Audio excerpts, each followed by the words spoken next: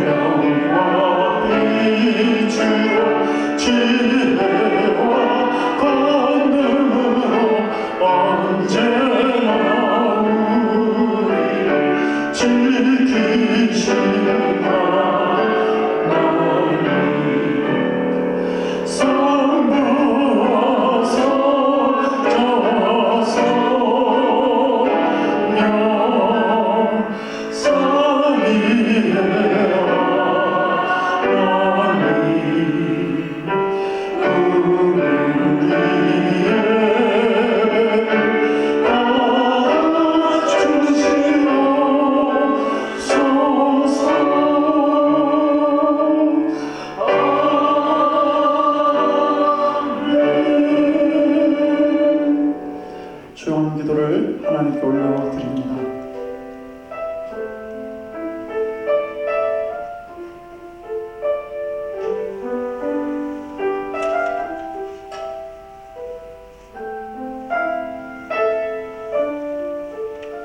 여호와를 찬송할지어다. 견고한 성에서 그의 놀라운 사랑을 내게 보이셨으니로다. 너희 모든 성도들아, 여호와를 사랑하라. 여호와께서 진실한 자를 보호하시고 교만하게 행하는 자에게 엄중히 갚으시느니라. 여호와를 바라는 너희들아, 강하고 담대하라. 아멘. 사도신경으로 신앙 고백합니다. 전능하사 천지를 만드신 하나님 아버지를 내가 믿사오며 그의 아들 우리 주 예수 그리스도를 믿사오니 이는 성령으로 잉태하사 동정녀 마리아에게 나시고 본디오 빌라도에게 권을 받으사 십자가에 못 박혀 죽으시고 장사한 지 사흘 만에 죽은 자 가운데서 다시 살아나시며 하늘에 오르사 전능하신 하나님 우편에 앉아 계시다가 저로서 산 자와 죽은 자를 심판하러 오시리라. 성령을 믿사오며 거룩한 공예와 성도가 서로 교통하는 것과 죄를 사하여 주시는 것과 몸이 다시 사는 것과 영원히 사는 것을 믿사옵나이다. 아멘. 제가 앉아 주시기 바랍니다. 찬송 85장 다 같이 하시겠습니다.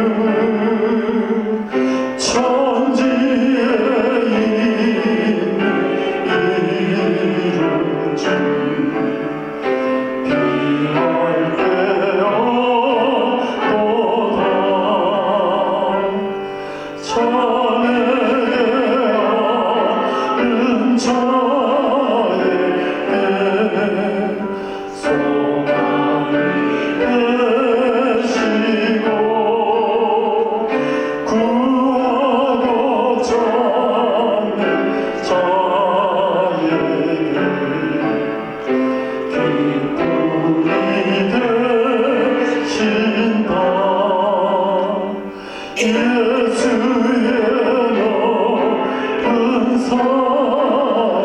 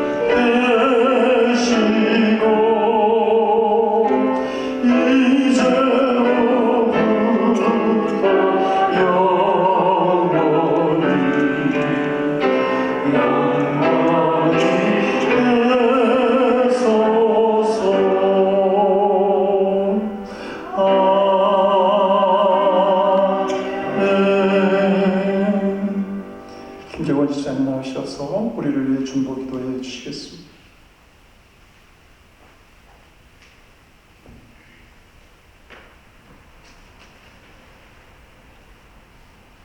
다 같이 기도드리겠습니다.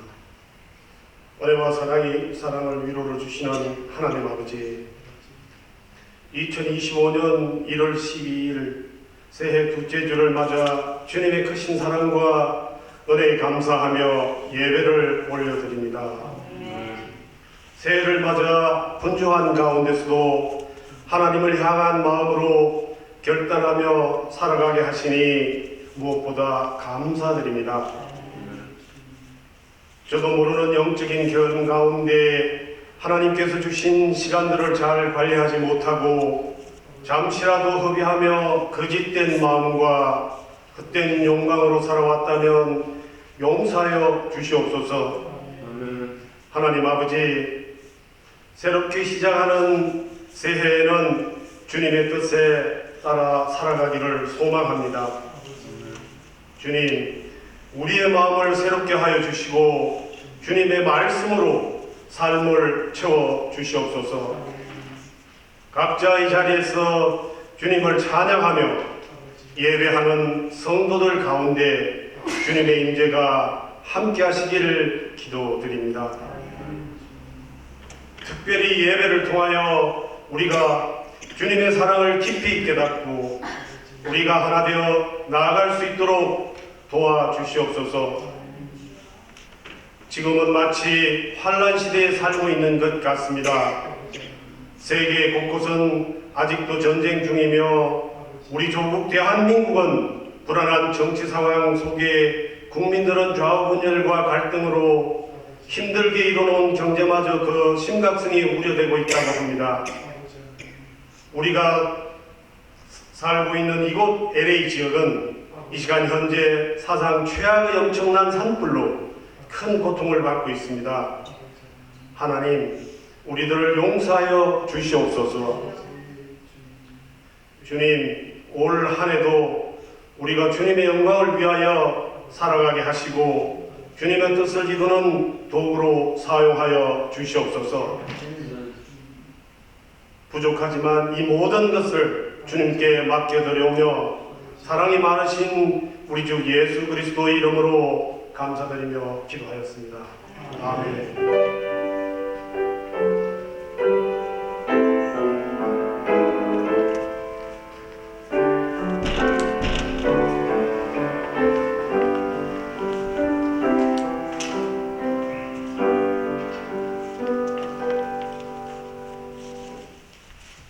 우리에게 주신 말씀 같이 읽겠습니다. 고린도전서 4장 9절에서 13절까지의 말씀 나누어서 교독하고 13절 합독하겠습니다. 내가 생각하건대 하나님이 사도인 우리를 죽이기로 작정된 자와 같이 끄트머리에 두셨으매 우리는 세계 곧 천사와 사람에게 구경거리가 되었노라. 우리는 그리스도 때문에 어리석으나 너희는 그리스도 안에서 지혜롭고 우리는 약하나 너희는 강하고 너희는 존귀하나 우리는 비천하여. 바로 이 시각까지 우리가 줄이고 목마르며 헐벗고 매맞으며 정처가 없고 또 수고하여 친히 손으로 일을 하여 노역을 당하니 축복하고 박해를 받은 즉 참고 비방을 받은 즉 같이 있습니다. 비방을 받은 즉 권면하니 우리가 지금까지 세상의 더러운 것과 만물을 찌꺼기같이 되었도다. 아멘. 오늘은 2024년 임원들 헌신 예배입니다. 다들 직분을 가지고 계시지만 특별히 섬김이 모임을 통해서 교회 헌신하는 우리 임원들 이제 나오셔서 흡송하심으로 우리가 헌신의 믿음을 하나님께 보여드리겠습니다.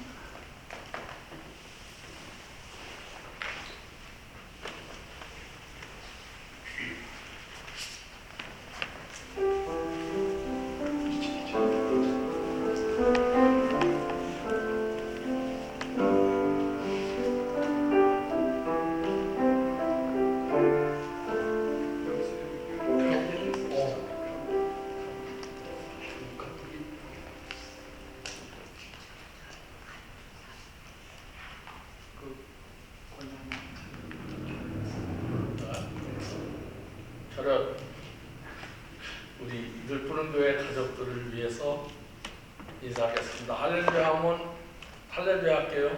할렐루야. 할렐루야.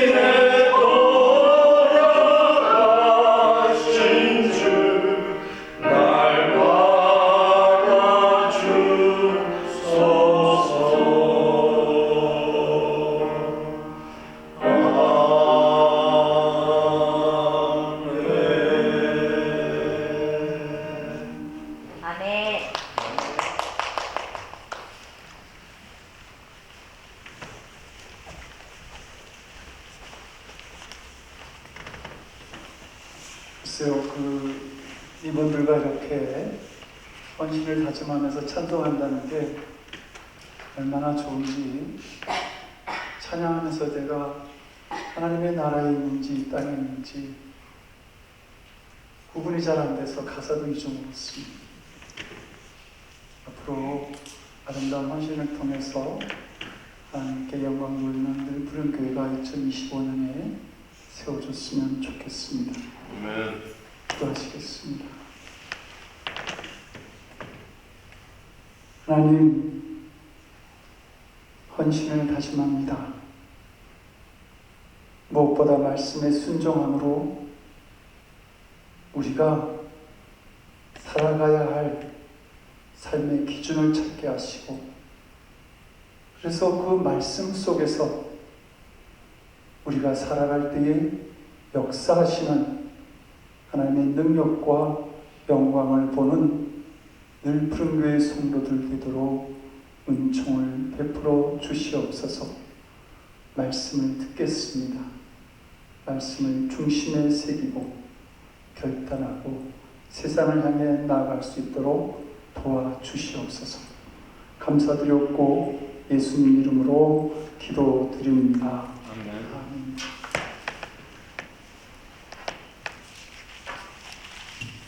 제가 지금 손에 들고 있는 이 책이 그 청년 바보 의사라고 하는 책입니다. 작년 가을에 한국에 갔더니 친구 목사님이 선물로 주셔서 좀 읽어보면서 큰 은혜가 되어 소개합니다. 이 책은 33살의 나이에 유행성 출혈로 인해 죽은 안수연 의사에 관한 이야기입니다. 2006년 그가 죽었을 때에 그의 장례식장에 수많은 그 의사들, 또 간호사들, 병원 직원들, 또 이 사람이 군의관으로 근무했기 때문에 군인들과 교회 소속에, 또 병원 내에 있는 식당, 또 매점에서 일하시는 분들, 또 병원 바깥에서 구두 닦던 분들, 이런 분들 약 4,000명의 사람들이 모여서 이분이 가는 길을 배웅을 했습니다. 그리고 그들이 이 의사를 잊지 못해서 3년 후에 우리가 이 안수연 의사를 영원히 추모했으면 좋겠다라고 하는 마음으로 기념하고자 하는 의미에서 이 책을 발간하게 됩니다. 이 안수연 의사는 백혈병에 걸린 그 어린아이를 위로하고자 지방에까지 찾아가기도 하고, 그리고 밤늦게 입원한 그 노숙자의 그 굶주림을 해결하기 위해서 지하에 있는 식당까지 내려가서, 그래서 컵라면을 구하고 밥과 김치를 구하던 그런 바보 같은 사람이었습니다. 잠이 부족했던 인턴 시절에 환자의 얘기를 들어주겠다고 밤새도록 그 환자들의 이야기를 들어주기도 했고, 의사들이 가운을 벗고 모두 파업할 때에 환자의 곁을 지켜야 된다고 그래서 왕따를 당하기도 했던 사람이죠. 그는 언제나 나보다 남을 위하여라고 하는 마음으로 살았고, 얼마나 오래 사느냐 그것이 중요한 것이 아니라 자신의 삶에 예수의 흔적이 남아있느냐 그것을 중심으로 살았던 사람입니다. 자신을 향한 청년의 정력과 그 꿈이 한창일 때에 그 꿈을, 그 욕심을 하나님의 뜻으로 바꾼 바보였던 것이죠. 오늘날 이 땅에 주님께서 오셔서 사람을 찾는다고 한다면 그런 바보를 찾을 것 같습니다. 이런 바보 세상에 또 없냐? 이렇게 우리에게 물으실 것 같아요. 오늘 우리가 읽었던 본문 10절에 나오는 어리석다라고 하는 말이 영어로 풀이라고 번역됐는데 바보라고 하는 뜻이죠. 그래서 공동 번역에서는 이 10절을 이렇게 말합니다. 우리는 그리스도를 위하여 바보가 되었습니다. 이 바보라는 말은 오늘날 전응아라고 하는 말과 거의 비슷합니다. 기원이 되는, 전응아의 기원이 되는 단어이죠. 모자란다라고 하는 이 의미를 가진 이 단어는 당시에 상대방에게 심한 모욕감을 주는 그런 말이었습니다. 그런데 바울이 지금 이 단어를 스스로 사용하고 있는 것입니다. 그리고 그렇게 살아가는 바울을 보던 사람들이 이 바울을 보고 너 저놈아야? 이렇게 비꼬는 일도 있었습니다.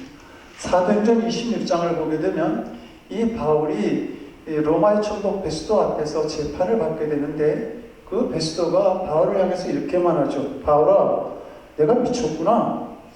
내 많은 학문이 너를 미치게 하였다. 이때 이 미쳤다라고 하는 말이 헬라어로 마인이라고 하는데 헛소리를 하다, 정신적인 문제가 생겨서 바보 같은 소리를 하다라는 의미를 가지고 있습니다.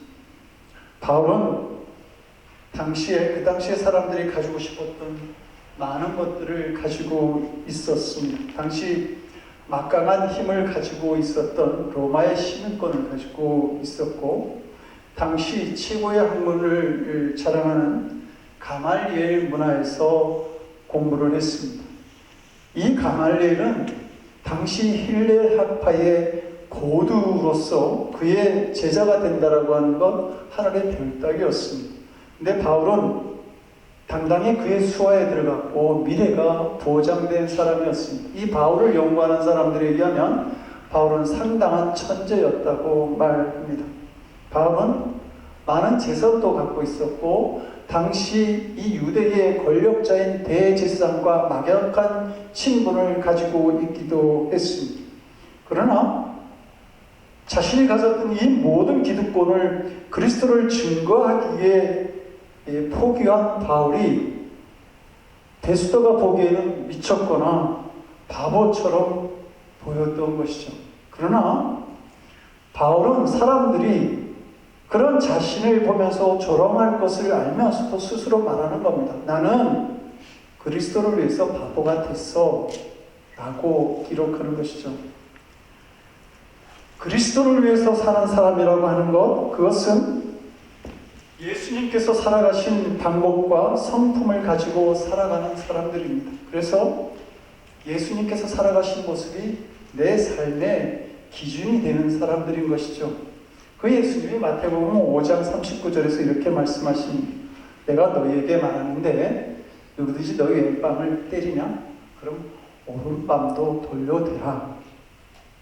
예수님 당시 뺨을 맞는다는 것, 그것은 상당한 수치로 여겨지던 시절이었습니다.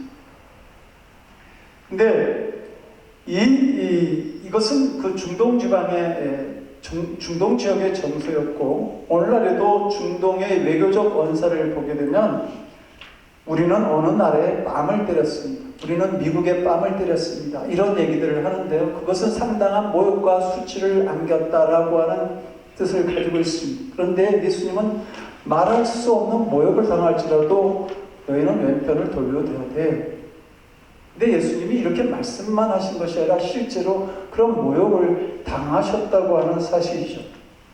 예수님께서 당하신 모욕과 고난이라고 하는 것, 그것은 십자가에 의해서 침뱉음을 당하는 고난이었고 얼굴을 가려고 주먹으로 맞는 고난이었으며 유대인의 왕이여 라고 비꼬는 말을 들어야 했던 바로 희롱이었습니다.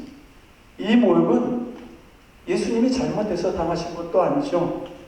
자신을 위해서 당하는 것도 아니었고 오히려 자기를 모욕하는 자들을 위해서 노력하시다가 당하신 고난이었다고 하는 겁니다. 그런데 이런 고난을 당하시면서 예수님은 조금도 흔들리지 않습니다. 오히려 예수님은 그 모욕하는 자들을 위해서 이렇게 기도하십니다. 아버지여 저희를 사하여 주옵소서.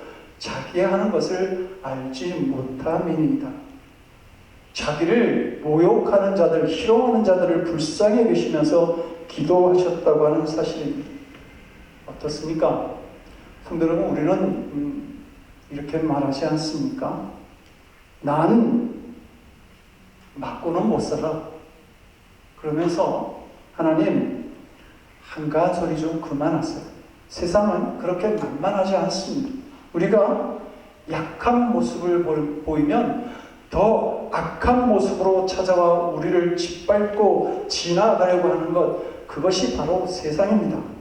이렇게 우리는 주장을 하죠. 그런데 예수님은 모욕 당하는 것도 모자라서 그들을 위해서 기도하셨고, 오른밤을 치거든 왼밤도 돌려대라 말씀하신 것뿐만 아니라 속옷을 달라고 하면 너희들 겉옷까지 줘. 그리고 억지로 오리를 가자 하면 신도 같이 동행하여 주고, 너를 박해하는 원수가 있으면 더욱더 사랑해야 돼. 이 같은 말씀을 하셨다는 사실입니다. 어떻습니까? 정말 바보 같지 않습니까? 예수님께서 힘이 없어서 이런 일을 그대로 당하신 것도 아닙니다. 마태복음 26장을 보게 되면 가룟 유다가 겟세마네에서 기도하시는 예수님을 붙잡기 위해서 군사들을 끌고 오죠. 그때 베드로가 화가 나서 칼을 휘둘러서 그 대제사장 종 말고의 귀를 베어 보냅니다. 그때 예수님께서 베드로에게 이렇게 말씀하십니다. 너는 내가 내 아버지께 구하여 지금 12영 더 되는, 이 12영이라고 하면 약 7만 명 이상의 군사들을 말합니다. 12영 더 되는 천사를 보내게 할 수 없는 줄 아느냐. 예수님이 힘과 능력이 있으셨어요. 그렇지만 저항하지 않으셨다라고 하는 겁니다. 힘이 있으나 그대로 수치와 고난을 당하신 예수님은 이 세상적인 눈으로 볼 때 어찌 보면 미치거나 바보처럼 그렇게 보이실 수 있었던 것이죠. 근데 이분이 누구입니까? 우리가 그리스도라고 고백하시는 분입니다. 문제는 우리가 그리스도 예수님을 따라가는 사람들이라고 하면 정말 맞고도 살 수 있어야 한다는 것이죠. 혹은 맞는 일을 정상적으로 여겨야 하는 사람들, 그런 사람들이 우리 성도들의 삶이라고 하는 겁니다. 바보 같지 않습니까? 세상적으로 보면 바보 같은 사람들처럼 보이는 그런 부류들이죠. 바울은 본문 10절에서 이렇게 말합니다. 우리는 그리스도를 위하여 바보가 되었고 여러분은 그리스도를 믿어 현명한 사람이 되었습니다. 공동 번역으로 말씀드리는 겁니다. 우리는 약자이고 여러분은 강자입니다. 여러분은 명예를 누리고 있는데 우리는 멸시만 받습니다. 여기서 우리라고 하는 것은 복음을 증거하는 바울 일행을 말하는 것이고, 여러분은 고린도 교회 성도들입니다. 그런데 바울은 바보가 되었고 약자가 되었으며 멸시를 받고 있는데, 이 고린도 교회 교인들은 현명한 사람들이 되었고 강자가 되었으며 명예를 누리고 있었다고 말하는 겁니다. 우리가 봉독한 본문 4장을 보게 되면 고린도 교회 성도들은 자기들을 자랑합니다. 그리고 그 명예를 누리고 있었고 왕이 된 것만 같은 교만한 마음을 가지고 신앙생활을 하고 있었습니다. 바울은 그런 고린도 교회 교인들을 보면서 지금 질책하는 것이죠. 그러면서 풍자적인 비유를 가지고 지금 이 말씀을 하고 있는 겁니다.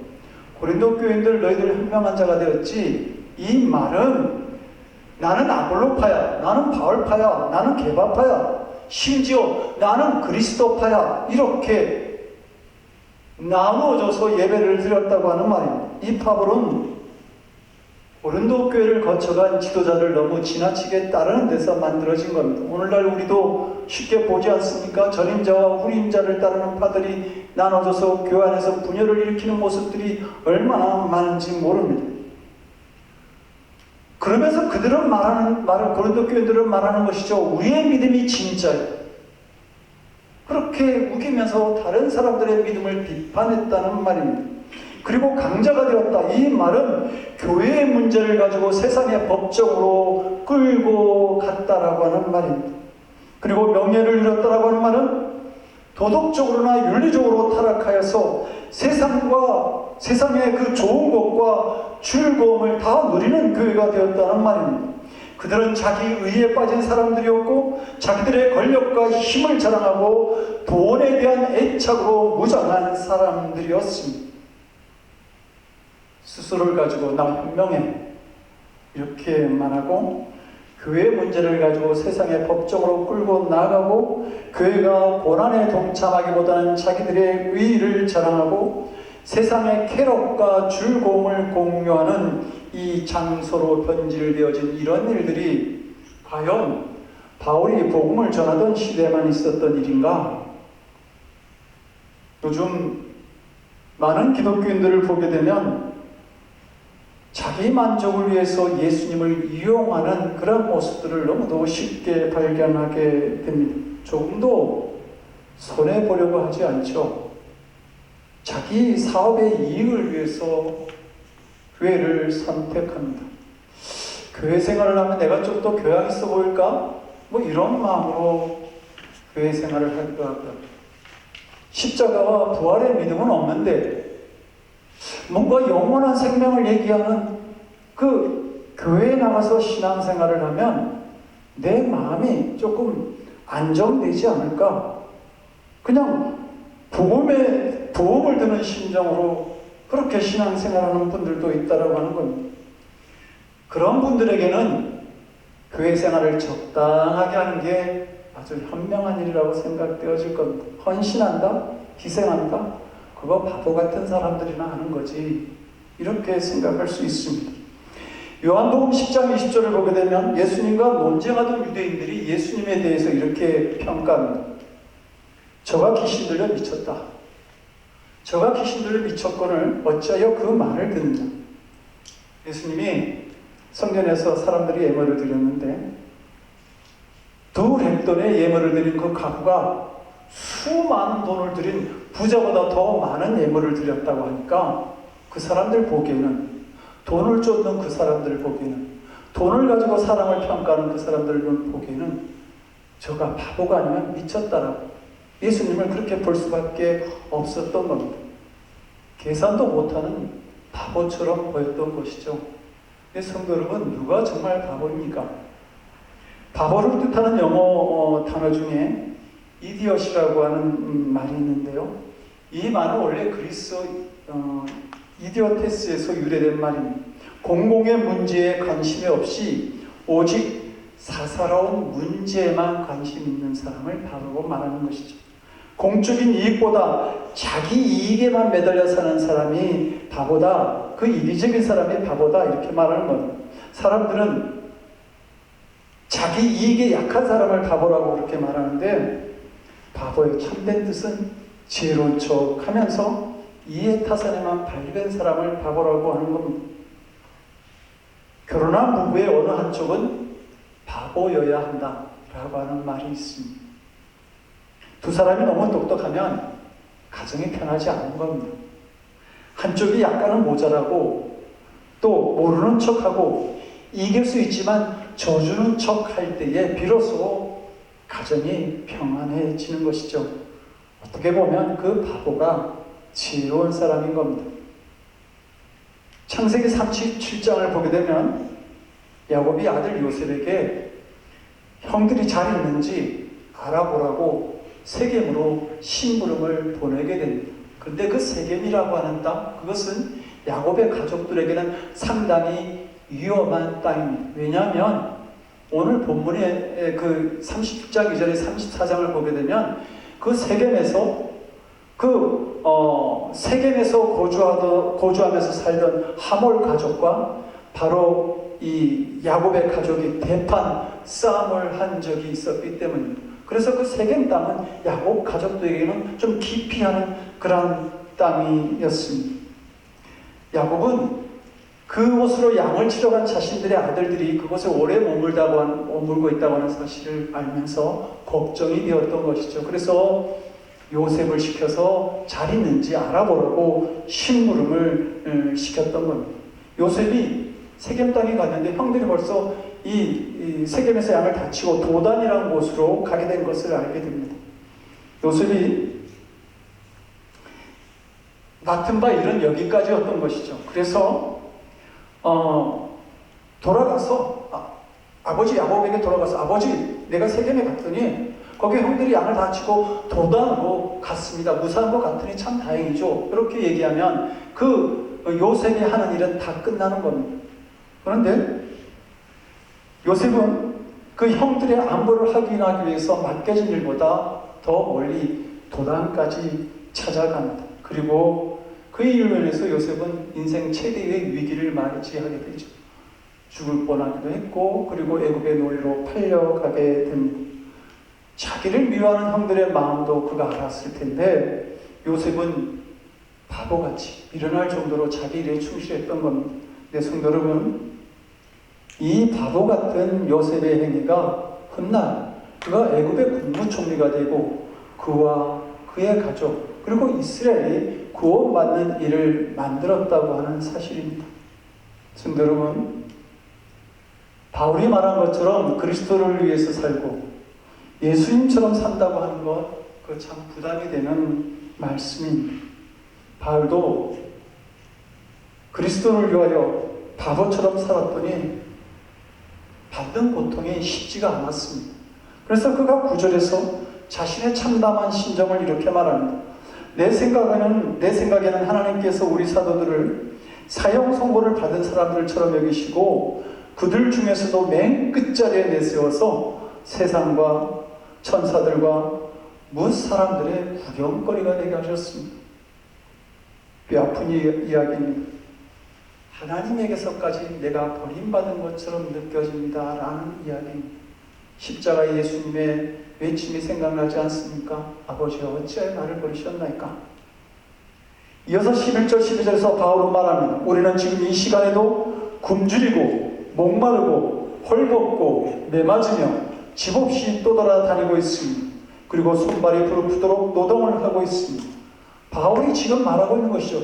너희는 지금 부유함과 배부름 속에 있느냐? 우리는 지금 이 시간에도 굶주리고 목마르고 헐벗고 집 없이 살아가는 생활과 먹고 살기 위해 노동을 하고 있다고 말합니다.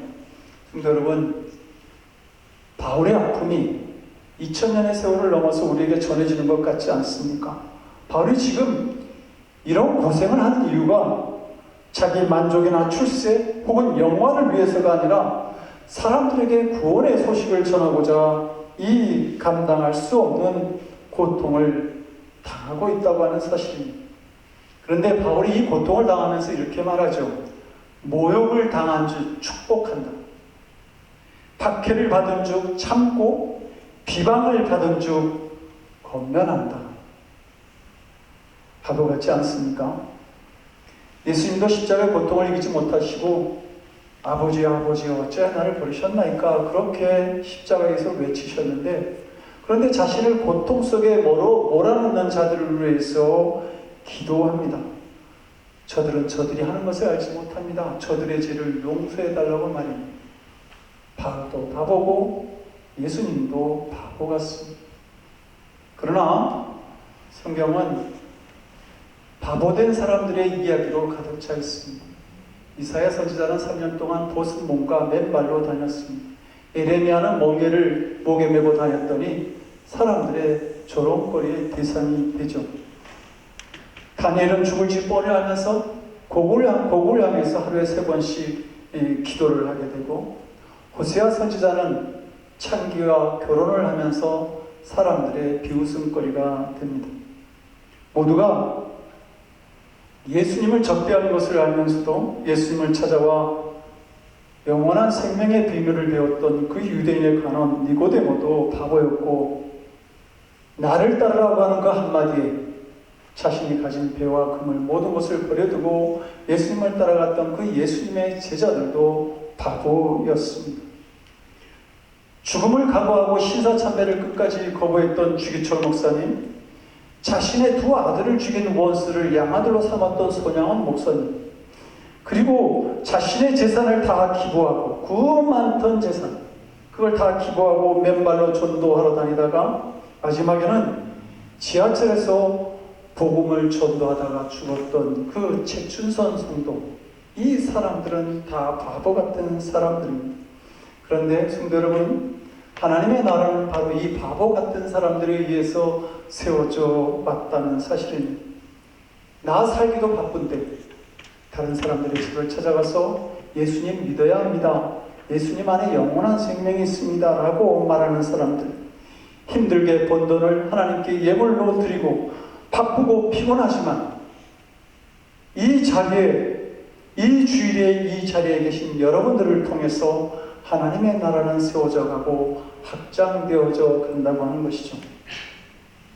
여러분, 고린도전서에서 바울은 그리스도를 위하여 자신은 바보가 되었고 약하고 비천한 자가 되었다고 말하는데, 그 이후에 고린도후서에서는 그리스도를 위한 삶을 살아가는 자신의 모습을 이렇게 말하고 있습니다.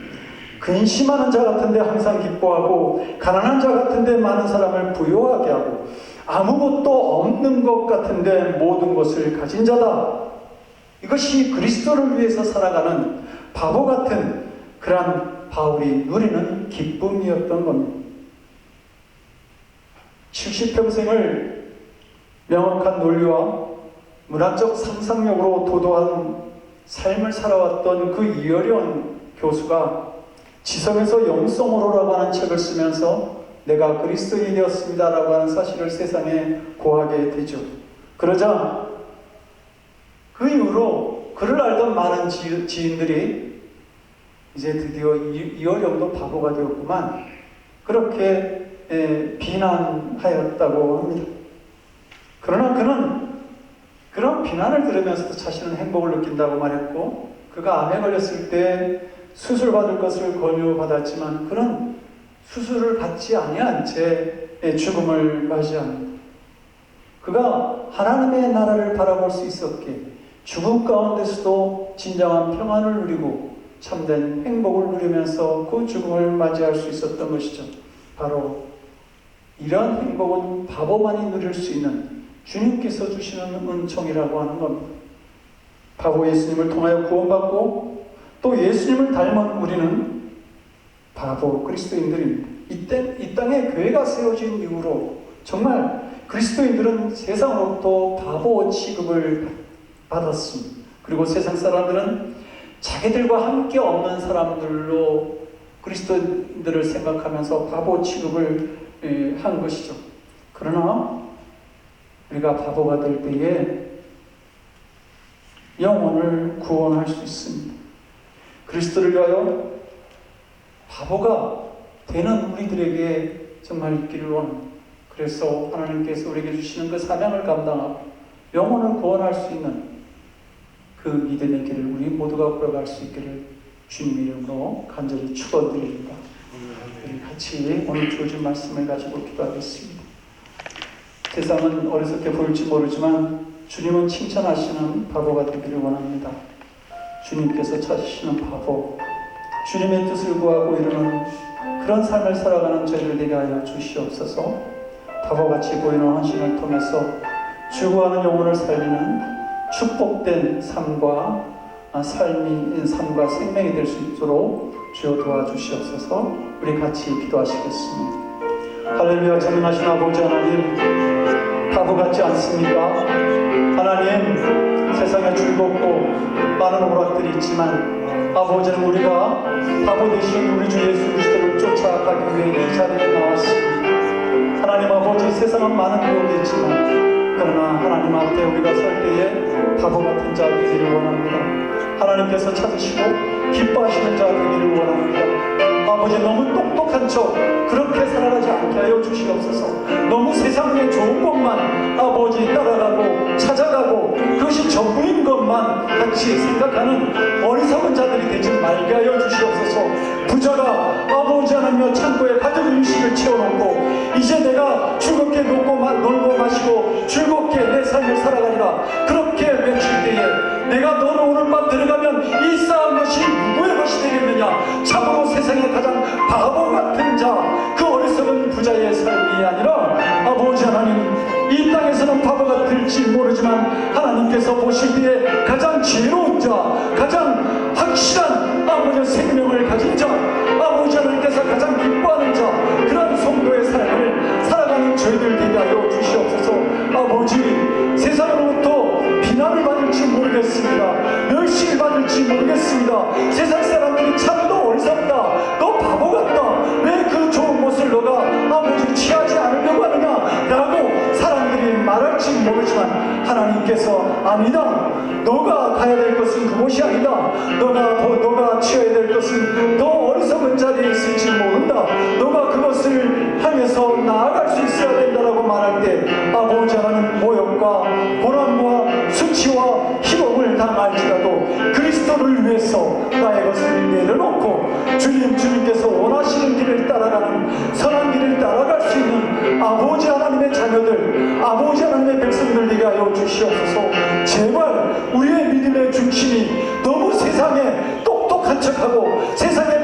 평안을 구하는 어리석은 자들이 되지 말게 하여 주시옵소서. 하나님 모실 때 기뻐하고 하나님 모실 때 정말 너는 내 아들 같다, 내 자녀 같다라고 칭찬받을 수 있는 착하고 충성된 종의 삶을 살아가는 저희들 에게 주여 우리의 믿음에 크신 은혜를 더하여 주시옵소서. 주님 도와주시옵소서. 함께하여 주시옵소서. 하늘의 보좌를 버리시고 바보처럼 이 고난의 땅으로 찾아오신 하나님, 우리의 구원을 위해 온갖 멸시와 고난을 당하신 바보 같은 예수님의 삶이 우리가 본받는 삶이 되게 하여 주시옵소서. 그리스도를 위하여 바보가 된 바울의 믿음이 우리의 믿음이 될 수 있게 주님 도와주시옵소서. 그리하여 참된 지혜자, 하나님께서 보시기에 착하고 충성된 그런 삶을 살아가게 하시며 영혼을 구원하는 성도의 모습이 있게 주여 도와주시옵소서. 그리고 이 바보된 삶에 역사하시는 주님의 은총과 평안과 기쁨을 누리는 우리 모든 성도, 늘 푸른 교회 성도들이 될 수 있도록 주님 은혜 내려 주시옵소서.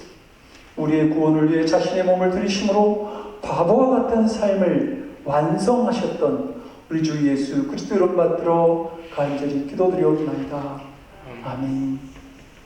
이제 우리 다 같이 찬송 325장 찬송하시고 마지막 절을 일어나서 찬양하시겠습니다.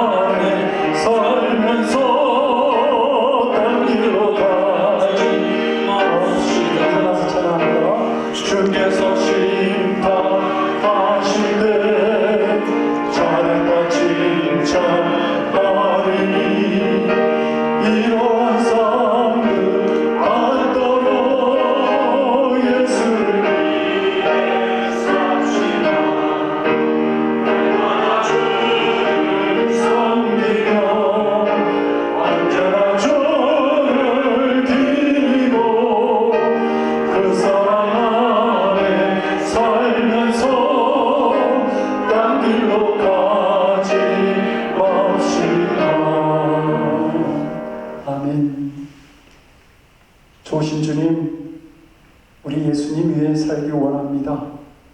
하나님, 나의 생명도 내가 가진 모든 것 다 하나님께서 허락하신 것이니 아버지 하나님, 우리의 삶의 처음과 마지막까지 예수님만을 위해서 우리가 살아가기 원합니다. 그리고 예수님의 영광을 구할 때에 아버지 하나님 부족함 없이 그 영광된 삶을 살아갈 수 있도록 주님 우리의 필요를 채워 허락하여 주시옵소서. 주님의 은혜가 우리가 살아가는 삶 한가운데 가득히 함께 하셔서 마음껏 하나님을 기뻐하고 하나님의 은혜를 찬양하고 하나님께 영광 돌리는 그러한 하나님의 자녀다운 삶을 살아갈 수 있도록 주여 도와주시옵소서. 아버지 하나님, 힘들게 우리가 얻은 수익일지 모르지만 그것을 바보처럼 드릴 수 있는 믿음을 기쁘게 여기셔서 주님의 놀라운 은혜의 장중에 항상 우리를 붙들어 주시옵소서. 그리고 이 물질이 사용되어지는 곳에도 하나님의 놀라우신 그 복음의 역사가 나타나는 진정 하나님의 구원의 역사를 이루는 곳에 사용되어지도록 또한 도와주시옵소서. 감사드렸고 예수님 이름으로 기도드립니다. 아멘. 교회 소식 자리에 앉아주시기 바랍니다. 교회 소식 알려드리겠습니다. 오늘 임원 헌신 예배로 드렸습니다. 우리가 1년 내내 모든 성도가 하나님께 헌신과 희생의 사명을 감당하는 한 해를 같이 보냈으면 좋겠습니다. 요즘 우리가 살아가는 주변이 참 힘든 일들이 많은 것 같습니다. 애로의 하절연에서 많은 분들이 지금 피해를 입고 18만에 달하는 그런 이재민이 발생했다 그러는데요. 그분들에게 위로와 또 하나님이 역사해 주셔서 이 산불이 더 이상 확산되지 않고 빠른 복구가 이루어질 수 있도록 기도해 주시고, 또 우리 김재훈 집사님 기도해 주신 것처럼 한국이 참 불안정한 상황 속에 있습니다. 안정된 사회를, 나라를 빨리 찾을 수 있도록 기도해 주시기 바랍니다. 금주는 박성호 최진희 목회자 가정입니다. 대인이와 대진을 위해서도 함께 기도해 주시기 바랍니다. 이제 다 같이 일어나셔서 주기도문 찬양하고 축도로 예배 마치겠습니다.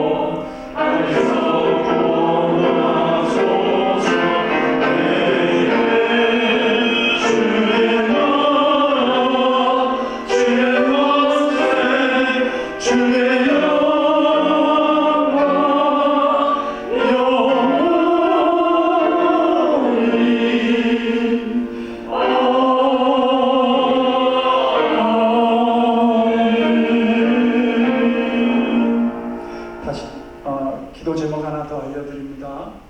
우리 김혜선 집사님 지금 눈에 혈관이 찢어져서 이렇게 눈에 피가 고이는 그런 고통 중에 있습니다. 그래서 그 피가 눈에 고여서 그 빨간 그런 피들이 보이는, 그래서 앞이 잘 보이지 않는 그런 어려움 중에 계신데, 그 상처가 빨리 아물어야지 피가 멈추고 수술을 안 받게 됩니다. 잘못되면 1월 말에 수술을 받을 수도 있습니다. 여러분 한 주도 1월 말까지 눈이 안정될 때까지 성도분들 한 마음으로 기도해 주셔서 눈이 빨리 치유가 되고 또 좋은 반주를 통해서 같이 하나님께 영광 돌리는 그런 일이 일어날 수 있도록 기도해 주시기 바랍니다. 같이 기도하시겠습니다.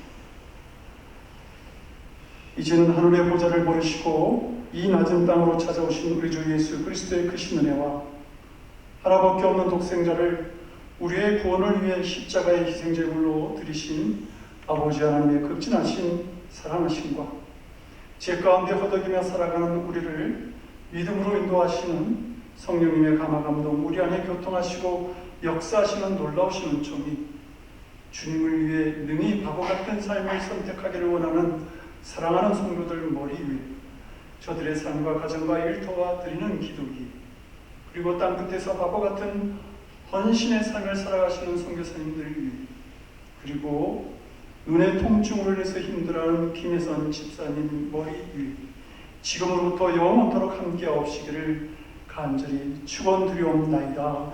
아멘.